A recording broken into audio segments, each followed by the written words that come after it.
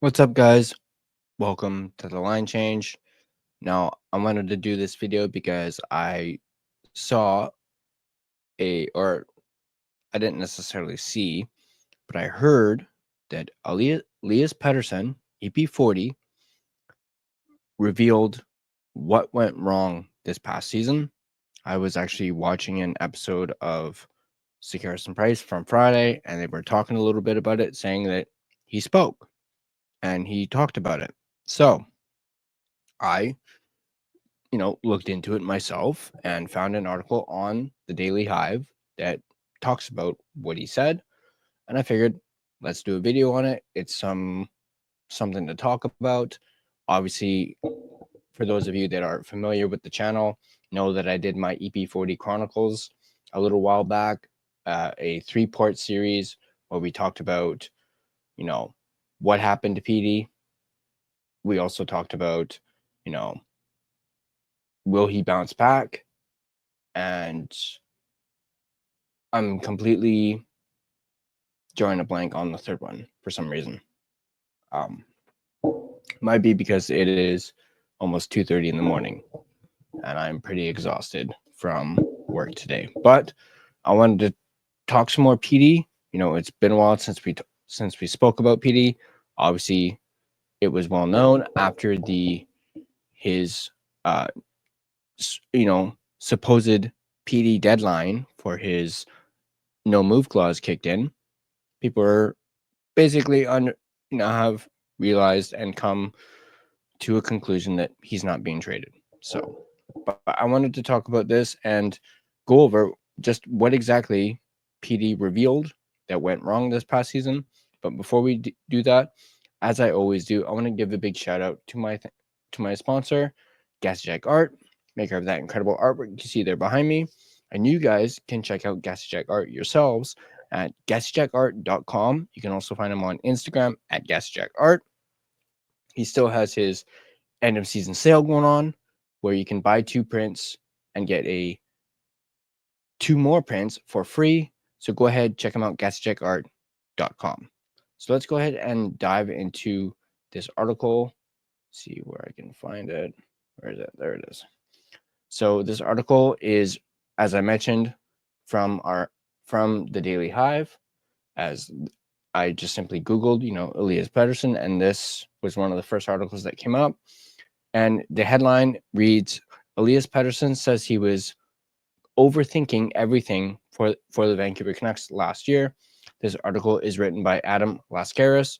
Apologies if I mispronounce your name. This article was posted July 11th. So as of recording this video 2 days ago, technically, I'm surprised I did not see this until technically this morning. So, but let's not waste any more time and let's dive right into it. It was no secret for anyone watching the Vancouver Canucks last season that Elias Pettersson wasn't exactly at his best throughout the year. He had just 15 goals and 45 points in 64 games, both career lows in a year when he played at least half of the team's games. Everyone seemed to have their theories for exactly what was bugging the star forward. Media coverage of a rift with JT Miller that ultimately saw the latter shipped out of town, an ongoing knee issue, or simply just a bit of bad luck. For Pettersson, much of the down season could have been on the mental components of being a star athlete. In the first year of an 8-year, $92.8 million contract, the Canucks star admitted that he might have been pushing himself in the wrong direction after the deal. Speaking with, and I'm probably going to butcher this name, speaking with Jan Bengtson of NHL.com, Pettersson spoke of his struggles to get his season started off on the right foot last year. And this is a quote from Pettersson himself that was translated from Swedish into English. Maybe it was that early in the season I had the wrong attitude, that yes, now I've signed a big contract and now I have to do more instead of just being myself. And when the points didn't come, I tended to start thinking and overthinking everything instead of just doing what I usually do, Pettersson said in his native Swedish, translated into English, as we mentioned. Pettersson started the season with 26 points in his first 27 games, but began to hit a slide around December 12th He was held pointless for 6 straight games and saw a stretch where he had just 3 goals and 1 assist over a 15-game span. Pettersson did finish with 10 points in his final 9 games of the season, though his previous 10 games before that saw him put up just 2 points. Pettersson also discussed how his offseason routine was impacted prior to the year due to the aforementioned knee issue. Goes on to quote Pettersson once again, my game last season was obviously not at the level it was in the 2 seasons before that. I had a knee injury last summer, and that hindered a lot of my training then. It was hard to really train 100%, Pettersson said. Now I'm just trying to look forward. Former Canucks head coach Rick Tocchet had shared similar comments about Pettersson at his end-of-season media availability, and he goes on to quote Rick Tocchet as saying, I think he'll tell you this, his preparation has to get better. There's no secret. If you want to be a great player, you have to prepare with almost an obsessive preparation, Tocchet had said. And that is the end of the article. Let me just see. Is there any comments? Oh, yeah, there is. Let's dive into just some of the comments that are on the article itself. You got one that says, hopefully the Canucks didn't make a huge mistake by not dealing Elias Pettersson. I don't think his character is such that he can put a team on his back in a playoff drive. I would have dealt him. Another comment says, no matter what the noise was, JT Miller is sorely missed. I concur with that comment. Obviously, I got the JT Miller jersey right there. Another comment says, not by me. And another comment also says, well, at least he's not trying to blame everyone and everything else for his dismal season, but it seems it doesn't take much adversity to put him into a production nosedive. The team doesn't need another one of those go-rounds in the coming or any other season. The first 20 games will tell the story. Now, that comment is very interesting and is a very good point. And they hit the nail right on the head, in my opinion, on that. The first 20 games of the season will most certainly tell the story. And you know that a lot of people are going to be watching Elias Pettersson at the start of the season, whether that's media, fans, basically anyone really is going to be watching Elias Pettersson like a hawk, at the beginning of the season. And they're going to be very, what's the word? I'm trying to think. They're going to be, can't think of the word. Having a bit of a brain fart right now. Basically, they're going to be, yeah,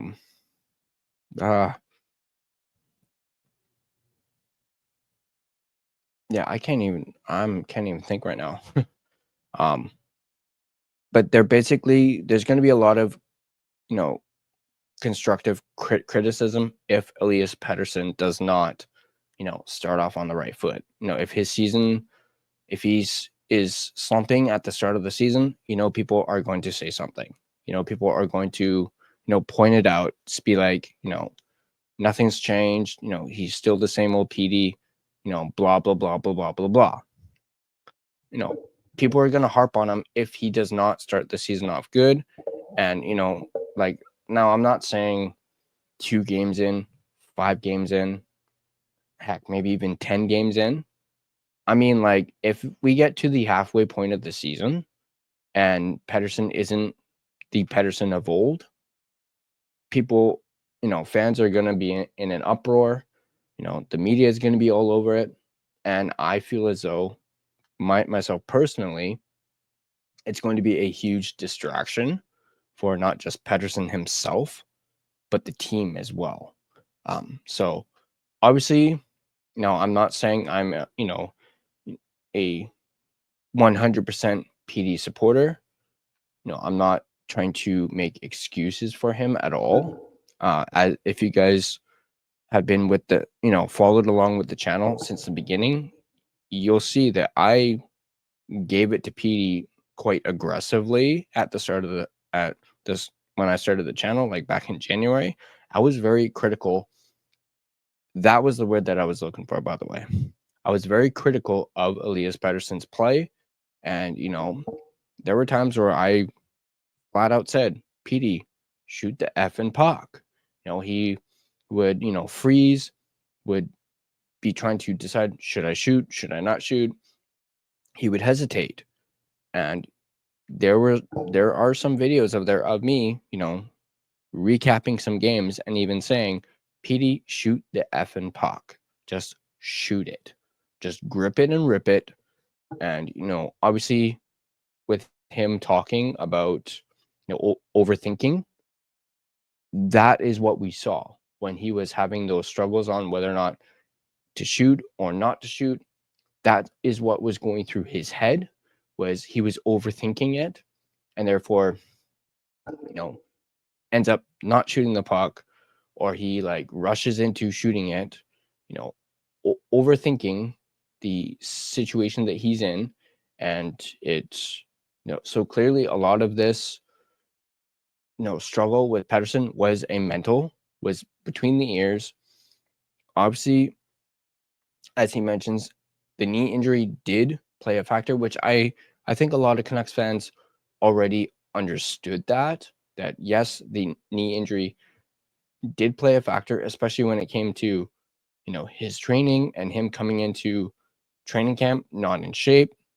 He flat out said, I couldn't train the way that I normally train, and we had to work around, that and do different types of training to, so it was not as hard on his knee. So I know some people kind of, basically, when it comes to his knee injury, kind of wrote it off. It seems like the team kind of dismissed it a little bit. They didn't, they weren't as maybe aware of how serious the injury was, and they kind of said it wasn't it. I believe it was even Rick Tocchet himself who said it's something you can play through. And I'll admit, I did not like Tocchet saying that about Pettersson. You can't just misjudge an injury, especially if you got a guy who's puts up 100 points the year prior and then struggles to get even 45 points the following season. Just, it's like what I've said on this channel before when it comes to Pettersson. Someone like that doesn't just drop off. A guy who puts up 100 points doesn't just fall off a cliff and there's no production. So, but it's great to hear Pettersson come out and speak about it.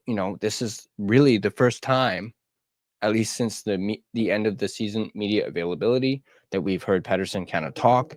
He kind of dodged some things, during the end of season presser. He wasn't as forthcoming as he was in this interview. But hearing him, I mean, that first line, at least to me, saying maybe it was that early in the season and I had the wrong attitude. A lot of people are saying, oh, Petey's, entitled. He got his big contract. He got his payday. No, he doesn't care.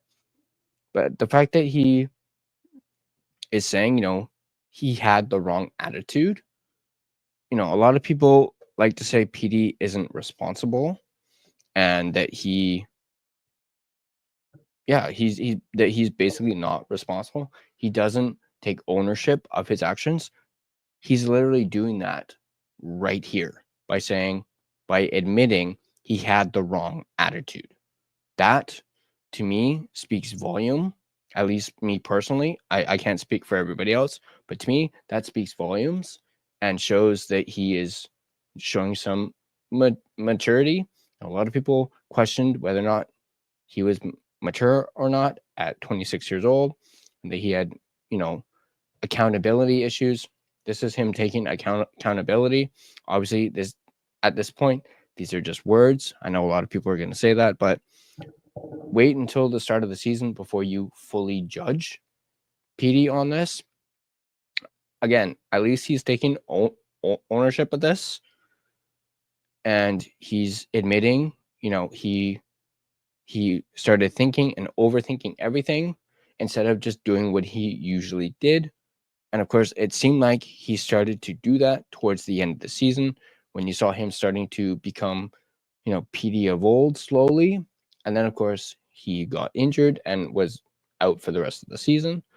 But I think a lot of people aren't taking into consideration, and this is just my observing, people aren't taking into account that he's had an extra month of training. With him having been shut down before the end of the season, he's had even more time to train. Patrick O'Bean himself said the team is healthy, like 100% healthy. Like, I forget the exact quote that he said, but he basically said, if they had a game tomorrow, they'd be able to play. And he's saying everybody would be 100% healthy and ready to play. So, but I really thought this was an interesting article. Obviously, I'm not sure if this is everything that he spoke about, but this is just what the Daily Hive had, and I just think it's great to see. This is obviously gives me hope and gives me encouragement that Petey will in fact bounce back, and I really do think he will. I have a lot of faith in Pettersson. I've never hated Petey. I've disliked some of, the way he played this past season. Obviously, who didn't? You're a $11.6 million player and you're not playing like it, but I also do think, this was just a bad season for Petey. He's gonna, shrug it off. It's water under the bridge, in my opinion. It's time to move on. Let's hope Petey can bounce back.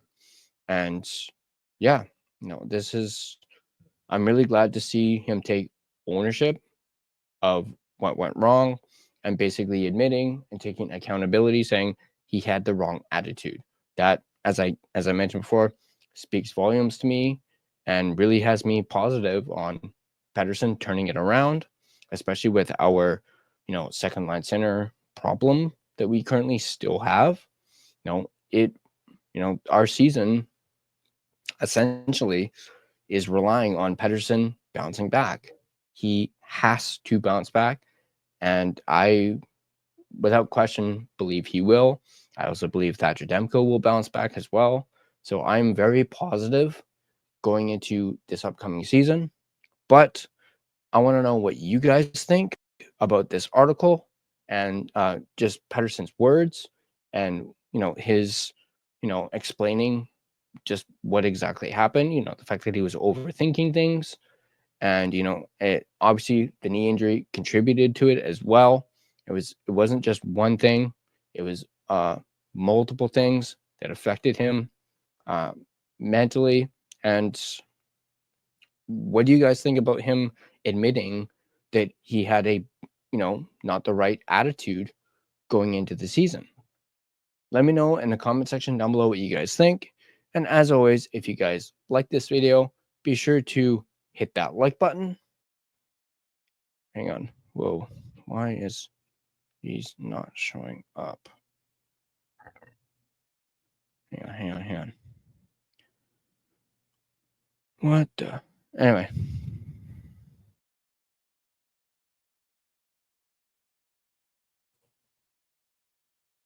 Maybe this will work. There we go. Sorry. If you guys wanna here, let me just restart that. Use a magic wand, just go boo boo boosh. There we go. If you guys like this video, be sure to hit that like button. If you guys want to stay up to date on all your Vancouver Canucks content, be sure to smash that subscribe button and turn on your notifications so you don't miss a single video. A reminder, you can find and interact with us on social media. You can find us on Facebook. Just search The Line Change to find our Facebook page. You can find us on Instagram at The Line Change. You can find us on X at Line Change Van. You can find us on TikTok at the TLC Podcast. You can also find us on Blue Sky at The Line Change. Feel free to give us a follow on all of our social media platforms. And if you prefer a audio version of this podcast, You can find us on both Spotify and Apple Podcasts. On Spotify, once again, feel free to give us a follow as well as rate and review us. It is greatly appreciated. But that's going to do it for me in this video. As always, let's go Canucks, and I'll see you guys in the next video.